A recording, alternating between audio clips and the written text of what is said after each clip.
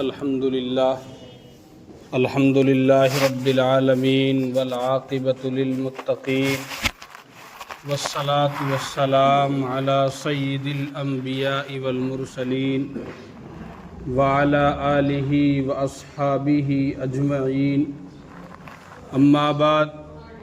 فأعوذ بالله من الشيطان الرجيم بسم الله الرحمن الرحيم یا ایہا الذین آمنوا کتب علیکم الصیام کما کتب علی الذین من قبلکم لعلکم تتقون صدق اللہ العظیم۔ محترم بزرگوں اور دوستوں، عزیز ساتھیوں، اللہ تبارک و تعالیٰ کا بے پناہ احسان ہے کہ اللہ تبارک و تعالیٰ نے ہم سب کو ایمان کی دولت سے نوازا۔ اللہ تبارک و تعالیٰ نے جن بندوں کو ایمان کی دولت سے نوازا ہے ان کے لیے اللہ نے انتظام فرمایا۔ اللہ نے ان کے لیے کچھ مہینے، کچھ وقت ایسا خاص کیا کہ جن کی وجہ سے وہ ایمان والا اللہ تبارک و تعالیٰ کے یہاں ایک اپنا مقام، ایک اپنا مرتبہ اور ایک اپنی حیثیت بنا سکتا ہے۔ شعبان کا مہینہ چل رہا ہے اور آخری عشرہ چل رہا ہے۔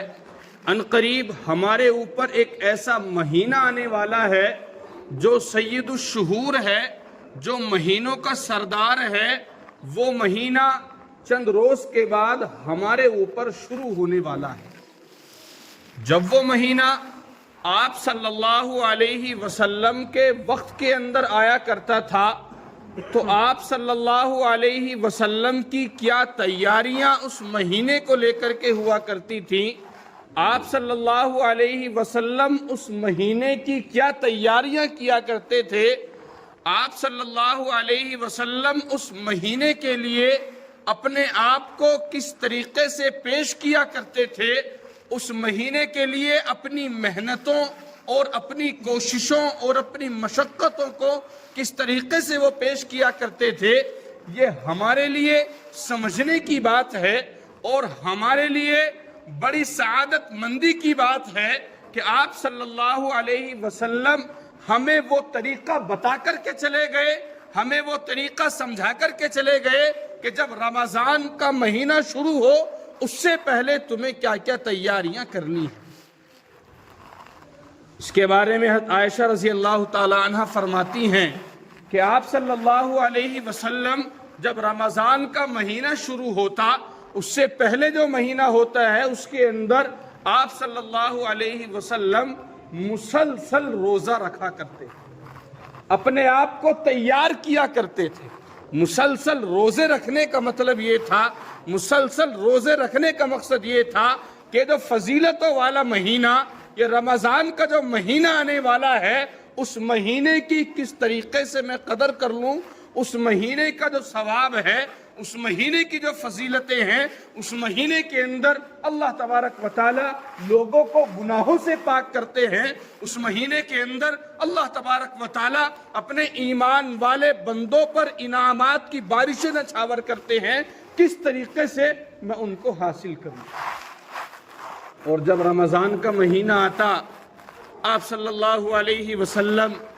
سے یہ بات منقول ہے، آپ صلی اللہ علیہ وسلم جب رمضان کا مہینہ آتا تو رمضان کے مہینے کو آنے سے پہلے اللہ تبارک و تعالی کی بارگاہ میں دعائیں کیا کرتے تھے۔ اس دعا کو علماء نے کچھ اس طریقے سے نقل کیا ہے: اللہم سلمنی من رمضان وسلم رمضان علی وتسلمہ منی متقبلا۔ اللہ تبارک و تعالیٰ کے دربار میں آپ صلی اللہ علیہ وسلم یہ درخواست پیش کر رہے ہیں، آپ صلی اللہ علیہ وسلم اللہ کی بارگاہ میں یہ عرضی لگا رہے ہیں، اللہ تبارک و تعالیٰ کے سامنے درخواست پیش کر رہے ہیں: اللہم سلم من رمضان، اللہ تبارک و اللہم سلمنی من رمضان، اللہ تبارک و تعالیٰ اے میرے پروردگار، اے میرے خالق، اے میرے مالک، میری جو خطائیں ہیں ان کو آپ درگزر کر دیجئے۔ رمضان کا مہینہ آنے والا ہے، اس سے پہلے پہلے آپ میری خطاؤں کو درگزر فرما دیجئے۔ آگے فرمایا وسلم رمضان علی، اور جو رمضان کا مہینہ مجھے آپ دے رہے ہیں، رمضان کا مہینہ جو ہمیں مل رہا ہے، اس رمضان کے مہینے کے اندر ہمارے لیے عافیت آپ بخش دیجئے، اور ہمارے لیے رمضان کے مہینے کو جو فضیلتیں آپ نے عطا کی ہیں، جو فضیلتیں آپ نے فرمائی ہیں، ان میں ہمیں مکمل طور پر حصہ لینے والا بنا دیجیے۔ گناہوں سے بخشش، گناہوں سے معافی کون فرما رہا ہے؟ اللہ کے نبی۔ انبیاء تو سارے کے سارے معصوم ہوتے ہیں، لیکن اللہ کے نبی رمضان سے پہلے اللہ کی بارگاہ میں یہ درخواست لگا رہے ہیں، یہ عرضی لگا رہے ہیں، اے اللہ میرے گناہوں کو معاف فرما دیجئے۔ اور اللہ کے نبی جب گناہوں کو معاف فرما رہے ہیں، یہ درخواست اللہ کے سامنے لگا رہے ہیں، تو یہ مقصد ہمیں سمجھانا ہے، یہ مقصد ہمیں بتانا ہے، اور اپنے لیے اس مہینے کے لیے عافیت کو اللہ کے نبی طلب کر رہے ہیں۔ آگے فرمایا وَتَسَلِّمْهُ منی تقبل متقبلا، کہ اور جو رمضان کے مہینے کے اندر جو عبادتیں میں کروں گا، نمازیں جو میں پڑھوں گا، روزے جو میں رکھوں گا، جو صدقہ خیرات میں کروں گا، جو زکوٰۃ میں نکالوں گا، جو بھی میرے عمل ہیں، جو بھی میری نیکیاں ہیں، جو بھی میرے روزے ہیں، جو بھی میری نمازیں ہیں، آپ ان کو اپنی بارگاہ میں قبول فرمائیں۔ اللہ کے نبی دعا فرما رہے ہیں،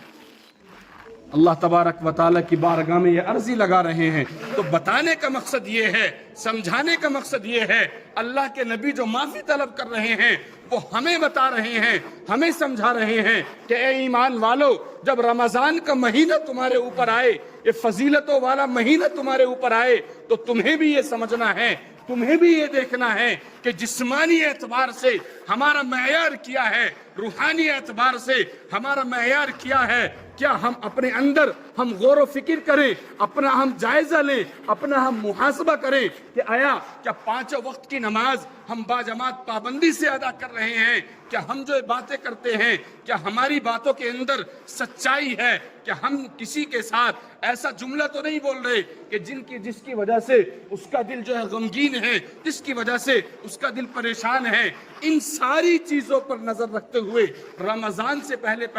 ہمیں غور و فکر کرنی ہے، ہمیں یہ سمجھنا ہے، ہمیں یہ جاننا ہے کہ آیا ہمارا جو معیار ہے، ہمارا جو روحانی معیار ہے، وہ کس درجے پر ہے؟ ہم نمازوں کی پابندیاں کر رہے ہیں یا نہیں کر رہے؟ ہم اسی طریقے سے دین کے جو دیگر کام ہیں ان کو ہم انجام دے رہے ہیں یا ان کو انجام ہم نہیں دے رہے؟ جب ہم اس معیار کو، اپنے آپ کا محاسبہ ہم کریں گے، اس معیار کو ہم سمجھیں گے، تو ہمارے اندر 2 چیزیں پیدا ہوں گی، ہمارے اندر 2 چیزیں پائی جائیں گی، یا تو ہم ان کاموں کو انجام دے رہے ہوں گے یا ہم ان کاموں سے کوسوں دور ہوں گے۔ اگر ہم ان کاموں کو انجام دے رہے ہیں تو بہت ہی اچھی بات ہے، اسی طریقے سے اس کو ہم جو ہے کرتے رہیں، اسی طریقے سے اپنے اعمال صالحہ کو ہم جاری رکھیں۔ اور اگر ہمارے اندر یہ کمی ہے، ہمارے اندر یہ کوتاہی ہے، ہمارا جو روحانی معیار ہے وہ بہت بیکار ہو چکا ہے، وہ بالکل اس قابل ہے، وہ بالکل خطرناک معیار ہمارا پہنچ چکا ہے، نمازوں کا ہمیں خیال نہیں، صدقے کا ہمیں خیال نہیں، اور دین کے اور دیگر کاموں کا ہمیں خیال نہیں، زکوٰۃ کا ہمیں خیال نہیں، تو ہمیں اپنے معیار کو اپنا محاسبہ کر کے، اپنے اندر جھانک کر کے اپنے معیار کو ہمیں سنبھالنا ہے، اپنے روحانی معیار کا ہمیں علاج کرنا ہے، اور اعمال صالحہ کی ہمیں نیت کرنا ہے۔ تو رمضان کا یہ مہینہ ہمارے اوپر آنے والا ہے۔ آپ صلی اللہ علیہ وسلم جب رمضان کا مہینہ آتا، حضرت عائشہ رضی اللہ تعالیٰ عنہ بیان فرماتی ہیں، حضرت عائشہ رضی اللہ تعالیٰ عنہ نے پوچھا کہ رمضان کا مہینہ جب آئے تو رمضان کے مہینے کے اندر اللہ کے سامنے ایسی کون سی دعا ہے جس کو جو ہے دعا کو کیا جائے؟ اللہ کے نبی نے فرمایا کہ اللہ تبارک و تعالیٰ کے سامنے اپنے گناہوں کی معافی طلب کرنا چاہیے، اللہ تبارک و تعالیٰ کے سامنے جنت کا سوال کرنا چاہیے۔ احادیث طیبہ کے ذخیرے سے جو ہے یہ بات ملتی ہے کہ احادیث طیبہ کے ذخیرے سے چند چیزیں ملتی ہیں جو رمضان کے مہینے کے اندر ہمیں ان کو فالو کرنا۔ تو چند چیزیں کیا ہیں؟ سب سے پہلی چیز ہے کلمہ طیبہ کا ورد کرنا، کلمہ طیبہ کو کثرت سے جو ہے اپنی زبان پر لے کر کے آنا اور کلمہ طیبہ کا ذکر کرتے ہیں۔ کلمہ طیبہ کیا ہے؟ لا الہ الا اللہ محمد الرسول اللہ، جو ہے اس کو ہم جب جا رہے ہوں، ہم کہیں بیٹھے ہوں، خالی وقت ہمارے پاس ہو، کسی کام کے اندر ہم مشغول نہ ہوں، تو ہمیں زیادہ سے زیادہ وقت اپنا ان چیزوں کے اندر لگانا ہے۔ کلمہ طیبہ کو کثرت کے ساتھ ہمیں جو ہے ادا کرنا ہے، کلمہ طیبہ کو کثرت کے ساتھ ہمیں اس کا ذکر اور اذکار کے اندر لگے رہنا۔ دوسری چیز جو اللہ کے نبی نے بیان کی وہ ہے استغفار۔ استغفر اللہ ربی من کل ذنب واتوب الیہ۔ اللہ تبارک و تعالیٰ کے سامنے جو ہماری خطائیں، جو ہمارے گناہ ہو چکے ہیں، ان پر آ کر کے اللہ کے سامنے رونا ہے، اللہ کے سامنے گڑ گڑانا ہے اور اللہ تبارک و تعالیٰ سے اپنی مغفرت طلب کرنا ہے۔ دو چیزیں ہو گئی۔ تیسری چیز ہے اللہ تبارک و تعالیٰ کے سامنے جنت کا سوال رکھنا ہے، جنت کو اللہ سے جو ہے مانگنا ہے۔ یہ کام وہ بتائے جا رہے ہیں جو رمضان کے مہینے کے اندر ہمیں کرنے ہیں، رمضان کے مہینے کے اندر ہمیں کرنے ہیں۔ تیسری چیز اللہ کے نبی نے بیان کی کہ جنت کا سوال کرنا ہے۔ اللہم انی اسألک الجنہ، اللہ تبارک و تعالیٰ کے سامنے آ کر کے رو کر کے گڑ گڑا کر کے اللہ تبارک و تعالیٰ سے جنت کا سوال کرنا۔ اللہ کے نبی کی حدیث کا ایک ٹکڑا ہے جس کے بارے میں اللہ کے نبی فرماتے ہیں من سأل اللہ الجنہ ثلاث مرات، کہ جو بھی شخص، جو بھی ایمان والا، جو بھی مسلمان اللہ تبارک و تعالیٰ کی بارگاہ میں آ کر کے 3 مرتبہ اللہ سے جنت کا سوال کرتا ہے تو جنت خود جو ہے اللہ تبارک و تعالیٰ سے کہتی ہے، جس کے بارے میں اللہ کے نبی نے فرمایا قالت الجنہ، جنہ کہتی ہے ادخلہ الجنہ، اے اللہ تبارک و تعالیٰ آپ اس کو جنت عطا فرما دیجیے۔ اللہ کے نبی نے 3 مرتبہ۔ اگر کوئی اللہ کے سامنے آ کر کے جنت کا سوال کرتا ہے اور آ کر کے رو کر کے گڑ گڑا کر کے جنت کا طلبگار اگر وہ ہوتا ہے تو جنت خود اللہ تبارک و تعالیٰ سے یہ فریاد کرتی ہے، یہ درخواست لگاتی ہے کہ اللہ اس بندے کو آپ جنت کے اندر داخل فرما دیجیے۔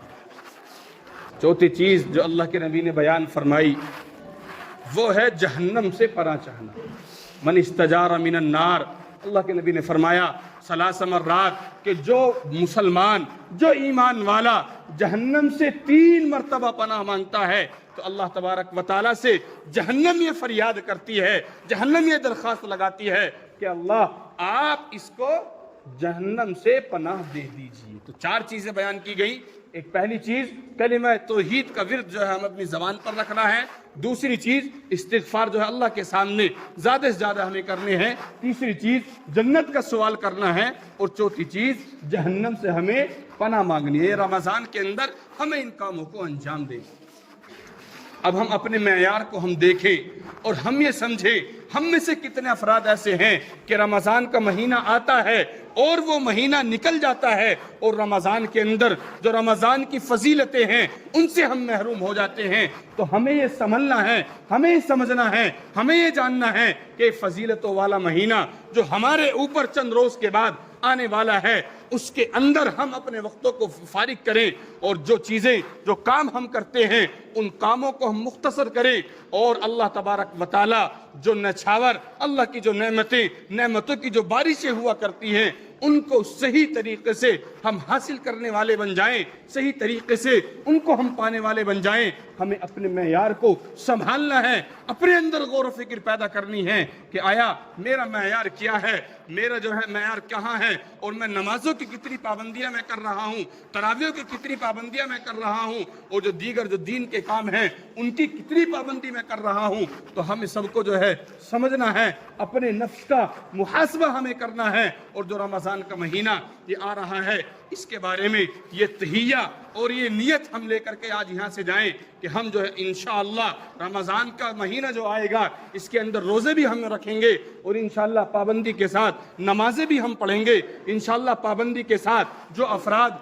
قرآن کریم پڑھے ہوئے ہیں، کئی سال ہو گئے قرآن کریم کو کھول کر کے نہیں دیکھا، کم سے کم یہ رمضان کا مہینہ جو آنے والا ہے اس کے اندر ہم سوچ و فکر کریں، اس کے اندر ہم غور و فکر کریں، اور اپنے آپ کو ہم دیکھیں کہ کیا ہمیں یہیں دنیا کے اندر ہی رہنا ہے؟ ایسا نہیں ہے، دنیا کے اندر ہمیں نہیں رہنا، اللہ کے سامنے بھی ہمیں پہنچنا ہے۔ تو قرآن کریم